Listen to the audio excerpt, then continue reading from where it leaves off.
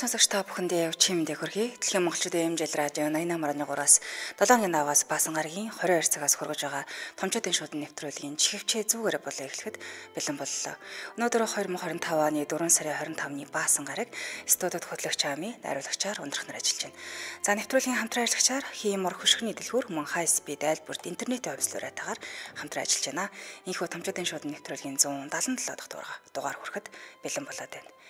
Цагтлуудаа илгээж байгаа сонсогчдоо маш их баярлалаа. Цагтлуудаа илгээх гэж байгаа сонсогчдоо хаягаа илээд өгье. Тэгэхээр AMI@MJL radio.com руу та мэйлэр цагтлуудаа илгээж болох нь. За мөн дээрээс нь манай аппликейшны гар утсанд татаж суулгаад аппликейшныхаа цэс эсрүүн орохоор шуудан илгээх гэдэг байгаа. Тэрэн дээрээ дараад оруулах цааны цагтл хамгийн хурднаар хүрээд ирэх юм шүү. За хэрвээ холоос цагтл илгээх гэж байгаа бол Улаанбаатар хот Сүхбаатар дүүрэг 9-р хороо Алтай 5-р гудамж 34-р байрлал 6 давхар Дэлхийн монголчуудын MJL radio хэмээн хаягдлын явуулаарай. Манайх өмнө 5 давхарт байсан. Одоо ингээд 6 давхарлогоо гарч байгаа. За нэвтрүүлгээ нөхөж сонсдог сонсогчд маань YouTube дээр томчуудын шуудан гэж хаагаад нэвтрүүлгээ нөхөж сонсоорой.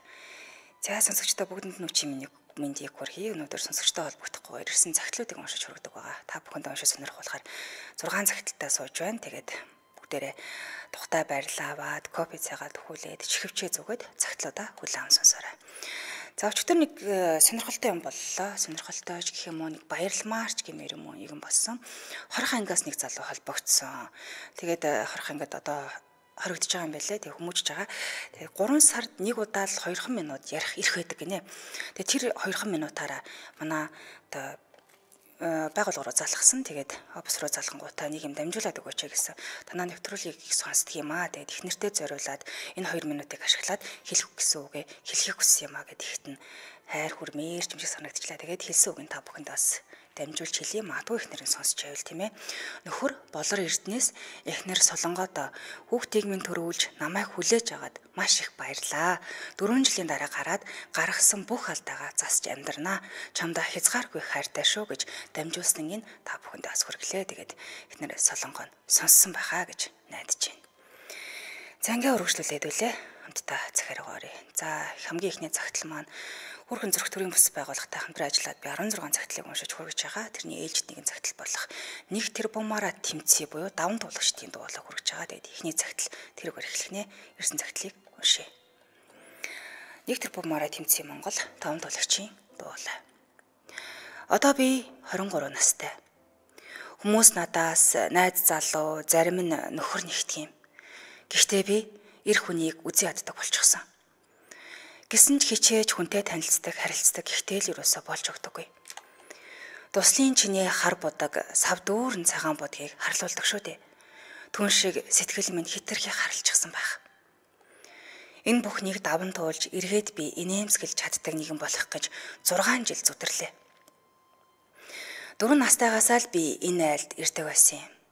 Ах нарт нь зодуулж өссөн л доо. Төрсөн аав шигээ санаж ирсэн авга ах маань надад тийм зүйл хийнэ гэж ботх нь байтугай хар тарч үзээгүй байтал тэр зүйлтэй нүүр тулж олон жил хар тарсан зүйл шиг амьдруулсан юм. Хинт ч хэлэхгүй хав дараад ганцаараа уйлж шаналж өгчхмээр санагдаж үхэх гэж оролдож энэ амьдралаас явмаар санагдаж байсан ч болдоггүй байсан. Тэр үед хөлөө гимтээгээд хөдөлж чадахгүй, гэрээхэнж байхгүй хэцүү нөхцөл байсан л та. Мэн хашгираад уйсан ч би хүч хүйцсэн. Дараа нь миний биеийг чихтэй альчуураар арчаад хүнжил сольж нөмрүүлээд гэрээхнийгээ эрэхт нь эргээд нөгөө сайн аав халамжтай нөхөр болчихсон. Би 3 өдөр хоолч идэлгүй, орноосоо ч үндэлгүй өнгөрөөж ясан л та. Хүн тэлхээс айсан, ичсэн, дээрээс нь би ямар ч мэдлэггүй байсан. Сүүлд ганц нэг хүнд хэлж нэрээ нуцалж түүхээ бичээд 3 минут л болоход юу гэж бичсэн гэж. Гү чи юу өмсөж ийсэн? Гү тэг гарын авчиж болдгоо юм уу? Гү чи дуртаадаа л хойлохнаа үлдчихсэн юм биш үү? Гү ийм юм яах гэж яриад явдг юм дээ. Авсандаа аваад орно л үсттэй. Иймэрхүү бузар юм ингэж бузарлагдсан байж хүнтэй суухал байх та гэтэг аимшигтай сэтгэлдлүүдийг л уншсан. Бодлоос гардаггүй чи толгойд эргэлдэж байгаа ганц юм нь өнгөрсөнд тэр өдөр яах гэж дугуй унав та. Тэгээгүй бол хэрвээ би онголтоогүй бол хөл бэртээгүй бол гэрээс гараад гүүхэл байсан да. Гэд хизээж буцааж болохгүй өнгөрснөө бодож гашилд суудаг байсан. Харин одоо тэгдэггүй. Өөрийгөө хайрладаг юм. Өөр хин нэгний хайр биш, өөрийгөө бүрэн дүрэн хайрлуул хүчртэй амьдрдаг юм байна. Юу гэж тавдаг юм байна? Би өөрийгөө азгүй, арчаагүй, золгүй, зайгүй амтан гэж бодож амиа өгөөдгөх гэж оролдох нь өөрийгөө хайрлах хүн жишээ юм байна. Бусад хүн харааж л байг. Би өөрийгөө л хайрлая гэж боддог болсон доо. Айдас төрсэн газарт айдас төрүүлдэг хүний дэргэд хизээж битгий огтуд минь ганцаараа үлдээрээ.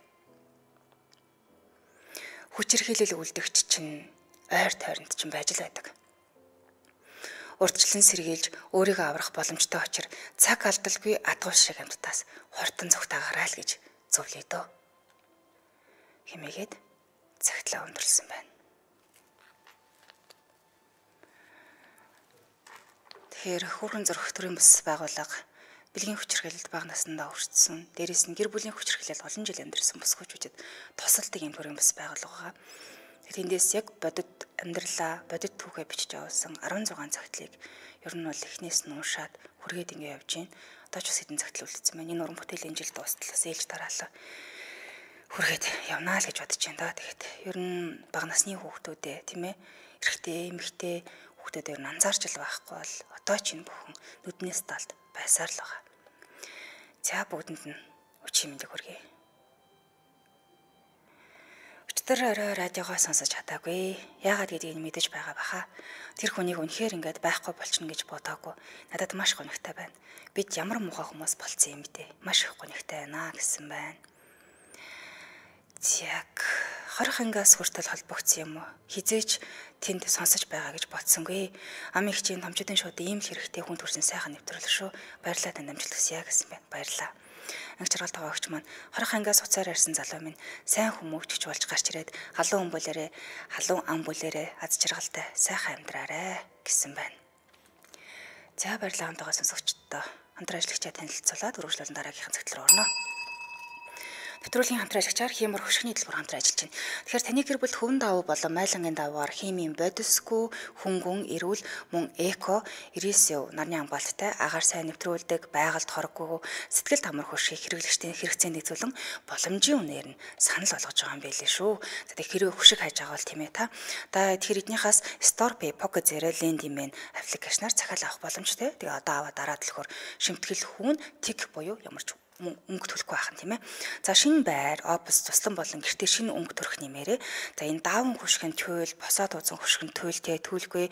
За модон болон хусан хөшиг нь ром хөшиг, комбо хөшиг, хүрээтэй хүрээгүй. За жилуусан болон хуйлдаг хөшиг, жалуусан болон хуйлдаг хөшиг гэж байна. За гэх мэт маш олон төрлийн хөшгүүд байгаа. Тэгээ хэмжээ буруу авснаас болоод хэтэрхий богино тайруулах, эсвэл урт тайруулж дахин засуулах гэдэг нэлээд ажил гардаг. Хэмжээгээ бид нар буруу авчаад байдаг. Тэгвэл хиймэр хөшгөний дэлгүүрийнхэн танаад очиод зөвлөгөө өгөөд хэмжилт авах боломжтой. Дээрээс нь хөшгөө бас тогтоогоод өгөх боломжтой юм билээ шүү. Тэгэхээр эдгээр үйлчлэгээ авахыг хүсвэл багцууд гарсан байгаа. 3 багц байна. Багц нэг нь хэмжээ авалт зөвлөгөө өгөх нь 39 сая төгрөгийн үнэтэй юм байна.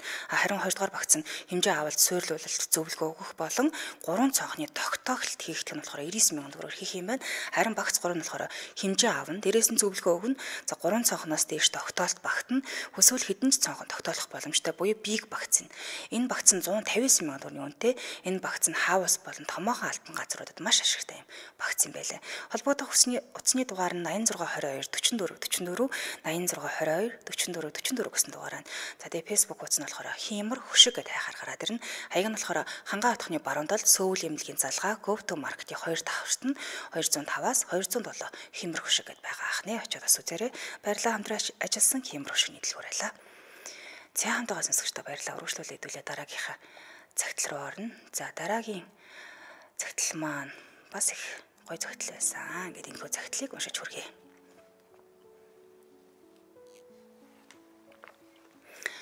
Эрдэнэ чимээ хатхан баяр шууд ирлээ гоё шүү гэсэн байна. Баярлалаа. Сайн байна уу? Та нартай энэ өрөө мэндийг хүргэе. Дандаа л эмэгтэй хүмүүс захиа бичээд авах шиг байна. Би өөртөө тохиолдсон нэгэн ухаарлын тухай бичиж үзэхээр шийдлээ л дээ.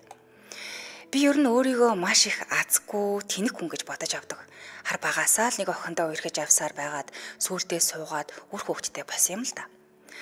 За тэгээд эхнэр хүүхдийн төлөө амьдрах хэрэгтэй гэж ажил хийх хэрэгтэй гэж зүтгэж авсаар байтал хүний урманд ганц хоёр архич уусангүй, ганган чамаа хувцас ч өмссөнгүй. Гой сайхан тоглоомыг тоглох завгүй явсаар байгаад өдий 25 хүрдэг юм байжээ хөөрхий. Квебур надад найз нөхөд ч гээд ах хүмүүс алга.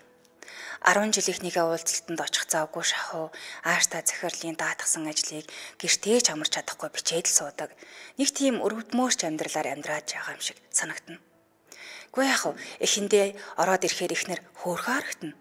Үр хөвгөд ирэхлээд л энэ гэр орон хичнээн сайхан санагддаг байсан гэж бодноо. Гэтэл явандаа бол үнэхээр биш ээ. Нөгөө л нэг хоол, нөгөө л нэг байдаг хүүхэн, нөгөө л нэг ор, баг харахаар уурч хүрэх шиг. Хүмүүс залуу насаа хичнээн сайхан өнгөрүүлж байхад би гэж нэг тэнэг юм хар залуугаараа хүнтэй суугаад ингэж маш их амьдарч байх гэжтэй гэж өргөлж бодогддог болсон.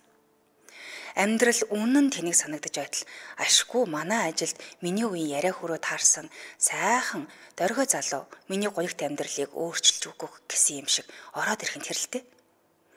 Амьдрал арай л хөвгчлээ. Сайхан найзтай болчихсон. Ажлаад харахаараа түүнийг дагаж биллиард энтер тоглоно, паб мабд суугаад л ганц хоёр пив уучхнаа. Эхнэр чихэндээ ардаас уцтаад байхгүй, жоохон оройтод харахаар хайчаад ирв. Яагаад дуудав? Эний тэрээгээ шалчхнаад байхгүй, дуугаал байдаг байлаа. Гэтэл найзын маань төрсөн өдөр боллоо л доо. Орой 7 цагаас уулзалт нь нэлээд орой хүртэл явна шүү. Ар гэрээ зохицуулаарай гэд бүр захиж хэлж байна. Өглөө гарахтаа эхнэртээ би оройтон шүү гэдгээ хэлчихдэг чинь билүү гэж бодсноо. За би ямар энийг хуурж барьж авах гэж байгаа биш. Ер нь өөрийнхөө юу хийж яах ихийг заавал хэлж өгч байх албатаач биш гэсэн юм бодоод шууд л гараа авчлаа. Найзын маань төрсөн өдөр үнэхээр сайхан болсон. Сайхан ууж идэх зүйлс, хөөрхөн охид, хүчтэй дуу чимээтэй газар гээдэл. Залуу насаа ёстой л нэг мэдрэх шиг. Тэр дунд ер нь ад шиг хүн амьтантаа сууж асан. Тэгээд их нэртэй базуулаад сууж байдаг хүн гэж юустай алгаа. Ёстой л нэг дунд чимгээ дундаа хийгээд дураараа зингэн гэдэг шиг л юм болж байлаа. Тэднийг харахаар атаархмаар ч юм шиг өөрийнхөө амьдралд бараг дургу хурчгсан шахуу сууж байтал өнөө их нэр чин залгаад эхлэх нь тэрэлтэй. За одоо баахан олог хүүхнүүдийн дэргэд уцаараа их нэртэйгээ яриад доош ороод байлтай биш гээд салгаад ажил дээр байна битгий залгаад гэд мессеж бичтэл ашгүй дахид залгаж энэ төр сүйд болсонгүй. За тэгээд нөгөө төрсөн өдөрч зад үргэлжлээсээр бүгд манаа найзынх руу явж дахиж үргэлжлүүлээ гэж хөдлөлөө л доо. Би ч уулна гэртээ харах хэрэгтэй, эхнэр хүүхэд гэртээ хүлээж байгаа. Уучлаарай. Манийгаа гэд найзаасаа гуйсан ч гэсэн. За би ямар ч хамтаа унтах гэж байгаа биш. Жилд ганц болдог найзынхаа баяраар хамт жоох уучаад эхнэр чи ойлгохгүй яадий. Өсвөртэй юм битээ гэсээр байгаа дагуулад намайг явчлаа. Уулан тэр шөнө би ямар ч охинтой алцганаж маяглаагүй зүгээр л ууж идэж инээж хөрч хагаад унтаад өгсөх хэрнээ. Гэртээ өглөө ороход цаанаа л нэг айдас мэдрэгдээд байсан юм. Айцаа жоохон байраад за яадгийн ажил дээр хонсын гэд хэлчихэд яавал гэж бодоод орлоо л доо. Харин ихнэр надаас нөх олон юм асуусангүй. Хоолоо халааж өгчхөд л орон дээрээ очиод лиз зөөзөд хөвтөд өглөө. Шүнжин нойргүй шахав баахан уучсан хүн чин бошуухан усанд орж нөгөө их архины үнрийг арлгачаад өчигдөр ажил дээр хонцсон чи өстө яг ядарч өглөөгээд унтлаа гэд орондоо ороод хөвтөд өглөө. Эхнэр ч юу н олон талаа юм ярьж асууж лавсангүй байсаар тэр өдөр мартагдлаа л да. Үүнээс хойш ер нь л найзындаа хит хондог боллоо. Ажил ихтэй байна, ажлынхаа хүний төсөл бичиж байна, гэх мэтийн мессеж биччихээд уцаа унтраагаад найзтайгаа шүнжин гадуур дотор хэсээд л баар сав ороод гүүж өгөндөө. Эндээс л амьдрал арай жоохон сонирхолтой боллоо гэж баярлаж байтал эхнэр гэж юм хамаг стресс хөдлөгдөг болоод ирлээ. Орж ирэх болгонд лүглээ эдэл хайж авлаа, хүү бид хоёроо тоохгүй байна нэ тэрээгээ солиорно. Би ч ихэндээ гүй хайр нь ажиллаа хийж байна штэ. За хайргаа уучлаарай гэж зөндөөл харагддаг байлаа. Хүн хичнээн их харагдаад уучлал гуйгаад байх тусам уламд авраад жоохон оройтохоор уурлаад л утас муцны мессеж энэ төр шалгаж малгаж хамаг гэдэг хөдлөгдөг болоод эхэллээ л дээ. Би сүулдэ дургу үрээд өвдөөс нь "Гү чи одоо ямар ядаргаатай юм бэ? Одоо болчооч тий" гэж хэрэлддэг болж эхэллээ. Харин тэр өдрөөс хойш тэр над руу уралгаач болчихсон. Би ч ороод "Хайраа энэ тэрэ" гэж дуудахаас дургу үрээд шууд л орондоо ороод унтаад өгдөг болов. Эхнэр бид хоёрын амьдрал яг л ийм байдлаар ямар ч утга учиргүй болж эхлэх үед найзын маань хэлсэн "Эмэгтэй хүн чинь хайрлах тусам даврдаг байхгүй юу? Зүгээр хайчхаа. Угаасаа чи ямар ардуур урдуур нь хүүхнүүдтэй унтаад байгаа ш. Гэхдээ жоохон гадуур дотор явахгүй тэгээл нэг боо шиг амьдраад байна гэж юу байсан юм?" Гэх үг үнэхээр үний юм шиг санагдах нь тэр.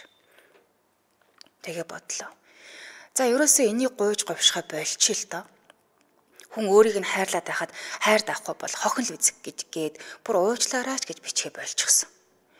Гадуур тэнэж шүндлөөр гэртээ орно эхнэр хүү хоёр унтчихвал байна. Хийсэн хоолыг нэг халааж идмэр болчиход унтаад өгнө. Өглөө нь босоод л ажилд явна. Бид хоёр бараг л хоорондоо мэдлэл хийж боллоо. Хамтдаа унтахаж болоод эхэлсэн болохоор надад үнэндээ тэр хүнтэй цаашдаа амьдраад байх нь утгагүй мэт санагдаж эхэлсэн л дээ. Гэхдээ тэгсээр нэ яг салчих гэсэн бодол байхгүй зүгээр л энэ тэнийг амьдралаа өөрчлөх юмсан гэж бодогцоор. Гэтэл нэг л өдөр ихнэр өөрөө салъя гэж шийдсэн болов гэлтэй хэрүүлүүдүүд эхэллээ шүү. Миний нүдэнд тэр үнэндээ сайхан санагдхаа байжгсан байхад чи тоосонгүй, чи хайрлсангүй, чи хайхарсангүй гэх мэтийн өгнүүд нь үнэхээр новшин санагдаад "Ёй, чи тэгвэл зайлаач дээ" гэх үг амнаас зүгээр л гарч ирсэн. Яагаад ч юм тэр үгийг яагаад хэлж гиснээ ойлгоогүй ч гэлээ би уучлалт гуйлгүй гэрээс гараад явчихсан л да. Тэгээд ажил дээр өдөржин бодлогшроо. За өнөөдөр очиод уучлалт гуйх хэрэгтэй гэж юу? Гэхдээ би ер нь түүнд ямар буруу юм ийсэн. Гэх мэтийн түмэн зүйл толгойд эргэлдэж бараг л уймарч өгөх шахаж байтал ашгүй найз маань ороод ирэх нь тэр л дээ. Тэгснэ. За бас яач юу? Бас яагаад гуниглаа суучаа гэд асуухаар нь би болсон бүхий л процессыг хэлтэл тэр бүр өгтлээ нэгээд цаас Монголын охинд модонд авирсан уу хатанд гарцсан уу өгсөн баас юунд нь өгөх гээд байгаа. Тэртээ тэргүй чамаас салж чадахгүй нь ойлгомжтой штэ. Харин чи хэрүүлээгээд сайхан хэд хоногийн виз авчихсан байгаа юм биш үү? Хамт гоё гарыг л да. На ядаргаатай хогш ашиг амьдралаа төрч болоо мартааштай хамаа гэж хэлсэн хитгэн үг нь үнэхээр намайг жинхэнэ утгаараа амьдрааштэй гэж байгаа юм шиг сонсогдсон л доо. За ингээд гэртээ харилцаагүй 3 хоног тэнэлээ. Архийг өстой уух шиг болж баар савыг хишгшигж болж хүүхэн шухуунтаа хүртэл унтаж хөвтөд авсан. Гэтэл энэ хооронд ихнэр яач үйчиг гэж хүний урамд нэг ч удаа залхасангүй. Уур хүрээ залхахгүй хэр утгыг чи харъя л да гэж бодоод 5-6 хонсон ч байдаггүй. Сүүлдээ би өөрөө санаа зовж эхэллээ. Үгүй зүгээр байгаа. Хүү маань өвдөж бариагүй байгаа. Гих бодол төрөөд болохоо байлаа. За ямар ч байсан өнөөдөр харъя. Одоо хашраа байлгүй. Хэрүүл уруул хийгээд байхгүй байлгүй гэж бодоод гэрийн зүг алглаа.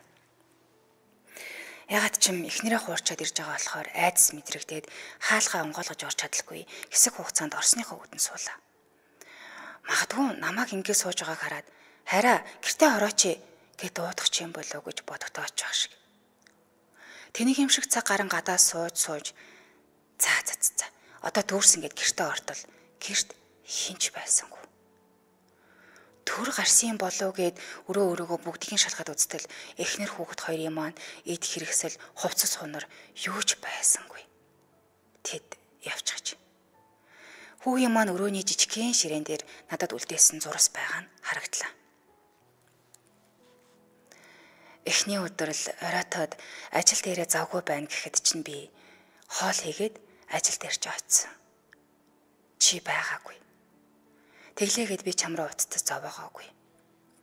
Өглөө чамаас цул арх үнэрцээр орж ирэхэд чинь би гомдлоогүй. Ажлынхаа хүнжид төсөл бэлдэж байна гэхэд чинь манай найз чамааг бааранд харсан байсан. Би бас чам руу уурлаагүй. Би бодсон. Хөрхөдөө миний муухай хичнээн жил гэр бүлийнхнийгээ төлөөл гэж авсан юм чин жоохон наргидсан гэгдтэй. Эвидээ миний хань бас жоохон ч гэсэн хөөрч баярлагтай гэж. Харин би чамаас асууя.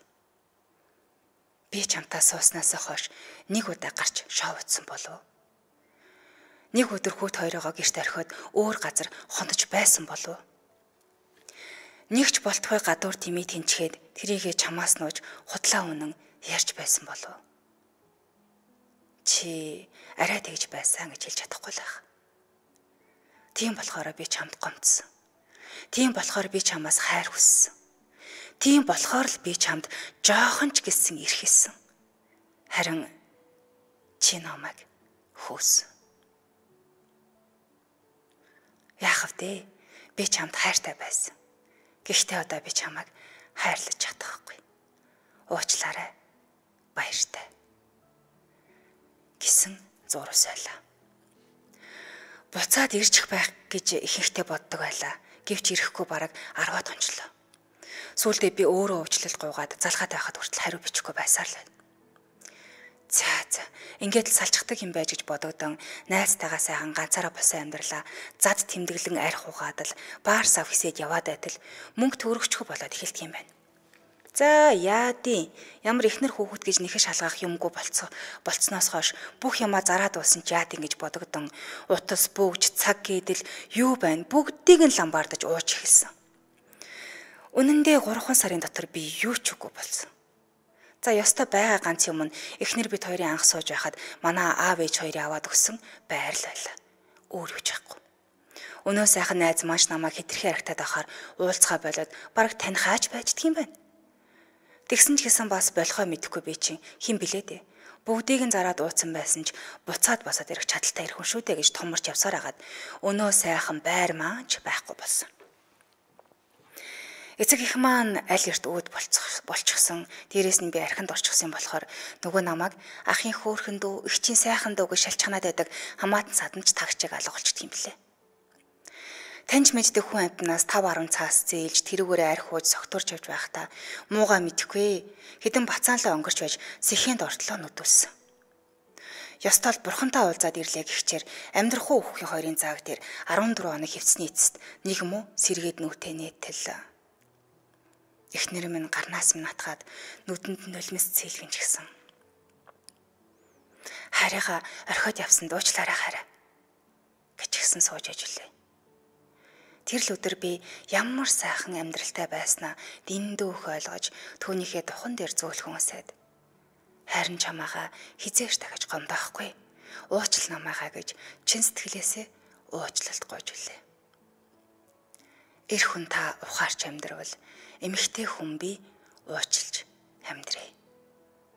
Битсэн төвшин гэсэн байна.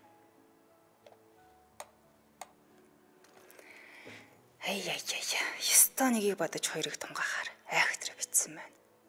Баярлалаа. Эндээс бас олон залуус маань олон зүйлийг бодож байгаа хаа гэж найдаж байна. Хамтдаа сонсогчдоо баярлалаа. Хамтдаа үргэлжлүүлэн дараагийнхаа загтал руу оръё. За дараагийн загтал бол бидний одоо загтлын сонсох дуртай Бацраг ахын маань ээлжид нэгэн загтлыг бас явуулсан байлээ. Тэгээд энэ загтлыг та бүхэндээ уншиж хүргэе. Сайн байцгаана уу? Амьд үдэ болон нийт сонсогчдоо энэ өдрийн мэндийг хүргэе. За дараагийн аялын тухай явууллаа. Таалан сонсоорой. Жорж Лам. Манай явхан аялал Америкийн баруун эргийг бүтэн туулж Мексик улсын хилд хүрч өндөрсөн юм. 1994 оны 1-р сард бид 3 буцах замдаа Аляскаа сонгоцоор Оросын холбооны улсын Владивосток хотод бууж тэндээсээ галт хэрэгээр хэдэн өдөр явж байж улаан удад ирлээ л дээ. Улаан өвд хотод дэндүү гой нацаг нэм хоёроо зочид буудалд үлдээгээд оройн галт хэрэгээр би Иркутск руу явлаа. Учир нь Америкаас Израиль хүртэл явган аялаж яваа Харлам Жорж гэдэг хүн тэнд Иркутскээс хойш бараг Вишинск тосгонд өвчтөе сүмд байгаа бөгөөд тэр хүнд дулаан хувцас, мөнгө, эм тариатай том цүнхийг нь түүнд хүргэж өгөхийг Америк хүмүүс надаас хүссэн тул би заавал хүргэж өгнө гэж амлалт өгөөд авсан юм. Ингээд би хямдаг нь бодоод нийтийн вагон сулаа л да. Вагонд хүн цөөхтөр миний талд хөнгүү тул том ногоон цүнхээ дээр тавьчихлаа. Цонхны дагуу цуурсан саналууд дээр хідэн орос афганаар бас 4 монгол хүмүүс сууж яваа нь харагдлаа. Галт тэрэг байгаль нуурын эргээр явсаар шүн дундын үед Слюдянка гэдэг өртөөн дээр зогслоо. Гэтэл 2 оросныг бурай залуус орж ирээд намайг харж зогсохыг анзаарлаа л да. Гэтэл тэр бурай дэш монгол залуу байсан юм байна. Тэгээ юу гисэн гэж тэгэхэд наад цүнхтэй юм ааг гихт нь энэ миний цүнх гэвэл тэр их л ууртаагаар хэрвээ өгөхгүй бол алан шүү гэж хэлэн харлаа. Тэгэхээр нь Эн чинь Оросуудтай нийлж зилүүд өртөөн дээр монголчуудад дээрэмждэг нөхөр байх нэ гэж бодохоор уур хүрээд л явчихлаа. Магадгүй амьдралтаа анхудаа монгол хүндээ уур хүрсэн маань тэр байх л та. Үгүй, монголчууд яагаад чонтоо нийсэн гэрийн нохонд дургу байдаг билээ дээ гэж бодоод амжлаа. Нутаг нэгт маань миний гарах замыг алтлан хааж зогсно. Асуудлыг хэл амаар шийдэхгүй юм байна гэдгийг тэндээс ойлгосон юм. За, зодоо ярьсан дуучлаараа. Би тактикаа өөрчилж элдв эсэргүүцэл үзүүлэхгүй. За, өгийгээд босч түүнд ойртлоо. Нутаг нэгтнийхээ хамар хөмсгийг нь онолдуулан хамаг хүчээрээ мөргөхөд тэр дуу алдаад унах үед зүүн талын Оросыг өшгөлтөл баруун талд байсан өндөр Орос нь турбаагаар миний дал мөрийг онолдуулан цохиход би шалан дээр унчихсан. Гэтэл намайг тал талаас өшгөлөөд нөгөө Орос аваанаар намайг хамгаалж "Цагдаа, дээрэмчин" гэж хашгирч цахаад тэрд гараад зүхтаачихсан.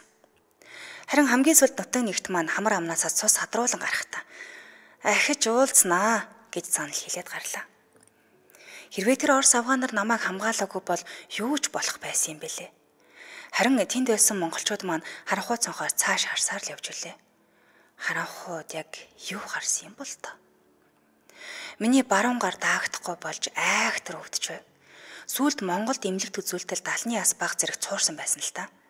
Ингээ ямар ч байсан Жорж ламын цүнхийг галалгүй дээ хязгааргүй их баярлаж үлээ. Зодуулах бол яах вэ? Байдгал хэрэг. Ингээд л зорьсон газраа ирж автобусаар 150 гаруй километр зайтай Вишенск тосгонлоо хөдлөлөө. Нэг сарын сүүлж болохоор Сибирийн хүүтэн гэдэг айхтар. Шөнийн 12 цагт Вишенск тосгонд хүрлээ л дээ. Цасан талд байх жижигхэн тосгон байх бөгөөд очих газар ойлгомжтой нэг жижиг христийн сум харагдана. Би урт түүх намтартай том ногоон цүнхээ чирсээр сумын хаалганд ирлээ. Хаалгыг зогхоход удаж англиар хинбэ гэж байна. Тэгэхээр нь Америкаас илгээмж авчирлаа гэхэд хаалга торхийн онгойлгож бавгар сахалтай харлам зогсож байна. Жорж ламтай танилцаж цүнхийг нөхөхөд тэр их л удаан гихч нь бүх зүйлээ шалгаж авсны дараа аяг халуун байх уцаа хийж өглөө. Өглөө 6 цагт хот явах автобус ирэх учир би ингээд унтъя да гэхэд Жорж лам энэ ариун сүмийн газар та өөр шашинтай хүн сүм дотор хонуулж болохгүй гэд намайг дагуулж гарлаа. Тэгэд ойролцоо байх модон амбарт оруулж нэг бүтээлэг өгөөд өглөө 5:30-аас сэрэнэ гэд гар явчлаа. Удалгүй сүмийн хаалга торхийн түүжигдгэнж сонсогдсон юм. Эрт гал төлсөн ч бололтоо аль хэдийн их хүрчиж тэр амбарт нь амнаас бүр уурс авсан. Сибир шүү дээ. Бүтээлгээрээ бие ороогоод унттал хамаг би чичрээс ирчихлээ. Ингээд гар дээрээ олон сунаж бие халаагаад хэсэг унтаад даарахаар нь ахиж босч гар дээрээ сунаж биегээ халаагаад л байлаа. Нөгөө бэрцсэн мөр их өвдөх боловч гүрийгээд сунаагаад л байсан. Ингэж арай ч өглөөний 5 цаг хүргэлээ. Удалгүй Жорж лам аяг халуун цай талах өндөгтөө барьчихсан орж ирлээ. Би ламтанг та жаахан хүлээж агаарай гэд гадаа гарч дээгүүр хувцаа тайлж цасаар цээжин бие үрлээ. Ламтан хараад л зогсож байна. Эхэндээ хүлдэж өгмөр хүүтэн байсан ч хувцаа өмсний дараа халуу дүүгээд л бас халуун цай угаад л их сайхан сэргээ явчлаа. Ингээд Жорж ламтаас салахаас игээд автобусны буудлын руу алхаж явхад ямар сайхан байсан гэж. Яагад гэвэл тэр олон сайхан сэтгэлд Америк хүмүүсийн итгэлийг алдаагүй дээ. Жорж ламд цүнхийг нь хүргэж өгсөндөө хязгааргүй их баяртай байлаа. Хүмүүсийн итгэлийг алдахгүй байна гэдэг ямар гоё юм дээ гэж бодоод мөр өвдөж байгаагаа ч мартчихсан. Амандаа дуу аялаад л алхаж явлаа нөгөөдөг чинь. Хот явах автобус гэрлээ гялалзуулан өөдөөс ирэхэд миний амьдралын нэгэн сайхан өглөө энэ автобусны гэр шиг гэрэлтэж авах шиг надад санагдчихвүлээ. Жиж Жорж ламын бичсэн 40 мянган бээр аялсан аяллахын номны болон түүний номондоо миний тухай бичсэн тус номны 259 дугаар хуудасны зургуудыг авсарлаа. Баярлалаа хүндэтгсэн Батцориг Америкийн нэгдсэн улсын Сиэтл хотоос гэсэн байна. Тэгэхээр энэ ном нь энэ Жорж лам гэдэг энэ сахалтай хүү юм байна л та. Тэгээд тэр хуудсыг бас ингэж хасрагаад явуулсан байх нэ. Сонирхолтой амьдралтай хүн шүү тийм ээ. За баярлалаа. Үргэлжлүүлэн хамтралчаа танилцуулаад дараагийнхаа цагт руу орно. Нэвтрүүлгийн хамтраалагчаар хай спид айлбарт интернетийн хувьслуурай таар хамтран ажилтیں۔ Тэгэхээр зурагтнаас салахгүй 100 хоног урамшууллаа зарсан байгаа. Тэгэхээр 50% хөнгөлөлттэй үн буюу 20,000 төгрөгөөр өндөр хурдны 100 мегабайт хурдтай хай бандл үйлчилгээг шинэ хэрэглэгч болоод 3 сарын турш Холливуудын бүх шинэ киног 100% үн төлбөргүй хязгааргүй үзэх боломжтой болсон байна.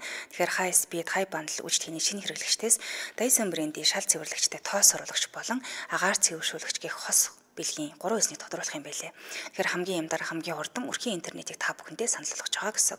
Хай бандл үйлчилгээний хэрэглэгчид зурагтаа 96 цаг ухрааж үзэх боломжтой. Дээрээс нь Movie Box угааж гисэн ухрааж үзэх боломжтой юм байлээ. 130 гаруй сувагтай 100 мегабайт өндөр хурдны интернеттэй хай бандл үйлчилгээний шинэ хэрэглэгч болоод бас азтан болох боломжтой шүү.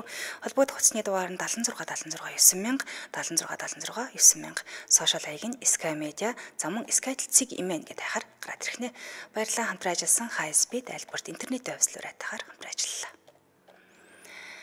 Цаанга үргэлжлүүлэн өнөөдрийн сүүлийн цагтлыг та бүхэндээ хүргэе.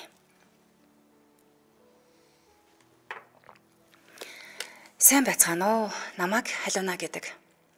Хизээч уулзаж байгаагүй аав.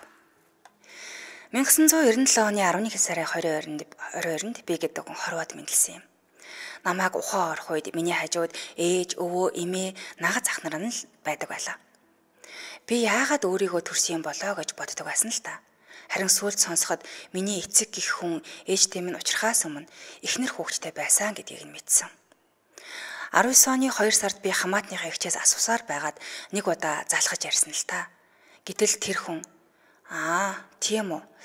Би хот орохороо холбоо барина гэж хэлээд бидний яриа дууссан юм. Гэхдээ ахиж холбогдоогүй л дээ. Сүүлд нь сонсоход Солонгос улсад амьдардаг гэж сонссон. Одоо би 2 охины ээж, жаргалтай сайхан амьдарч байгаач зүгээр л тэр хүнийг нэг удаач болов харах юмсан гэж боддгийм. Хизээш таны хажууд байгаагүй, таны мах цусны тасархаа халиунагаас гэсэн байна. За тэгээ халиунагийн 2 цагтл байсан. Тэгэхээр аавыгаа харахыг бас хүсдэг юм байлээ. Тэгээ дараагийнх нь болохоор ийм богинохон бас цагтл байсан. Тэр нь болохоор хайрттай зориулсан байсан. Миний анхны нандин хайр минь байсан ч юм да. 2014 оны 7 сарын 11-нд анх төв талбай дээр танилцаж дугаарыг минь аваад явсан тэр нэгэн хүүхэн өдөр бүр халамжилж намайг их болсон юм. Баян айлын эрх хүү лиг тоглодог тамирчин хүүхэн намайг халамжилж надад хайр задалдаг болвоо. Өдөр бүр л оюутны байрны минь гадуур эргэлдэн өнжиж өдөр нь нэмэгцээр л гэхдээ нэг л өдөр тэр сургуу алга болсон. Түүнийг би хайж ирдэг боллоо. Харин тэрнийг буцаад ирэх үед нь би түүнийг хүлээн зөвшөөрдөг болж уулздаг ч болсон юм. Ингээд л жаргалтай 4 сар өнгөрсөн.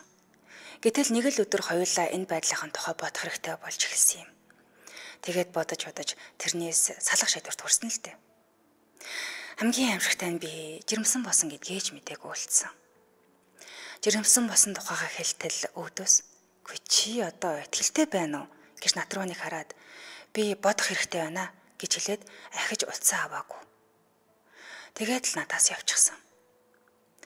Тэрний хариуд нь би тэр бяцхан зүрхийг зогсоож амьдын тамд унсан мэт амьдарч амьдрал минь тийм сайхан байгаагүй.